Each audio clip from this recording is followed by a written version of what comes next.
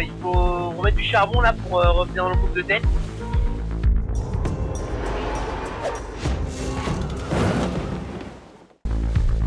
Au matin de ce premier jour en mer sur l'étape 3 de la solitaire du Figaro-Paprec, les écarts sont minimes. Les 20 premiers se tiennent en moins de 3000. Basile Bourgnon en tête guide la flotte le long des côtes en ayant dans l'esprit la suite de la journée.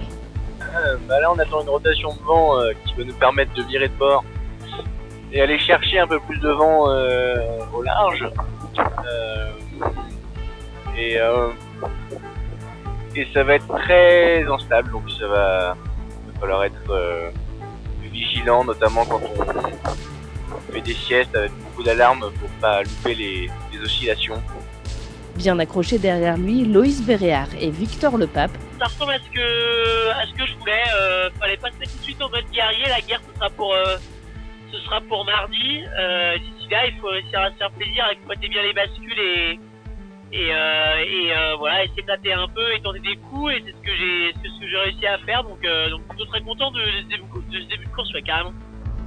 En fin de matinée, la bascule de vent attendue est arrivée. Après l'île-Dieu, autour de Belle-Île, de voir défiler le cortège des figaristes.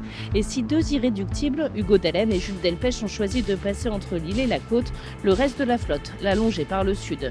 On est au frais, dans du vent plutôt soutenu pour l'instant. La flotte est encore vachement pompasse.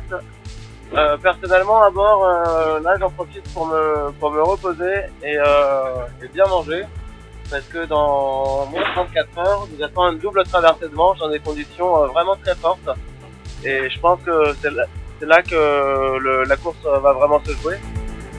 Depuis le départ de cette troisième étape, 3 abandons sont à déplorer, ceux d'Anthony Quentin, Stéphane Lodiraison et Lomano Takasi. Au classement de 15 heures, c'est Alexis Loison qui a repris les rênes.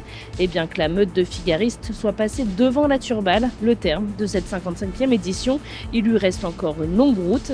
Direction maintenant l'Occidental de Saintes, dans des conditions toniques.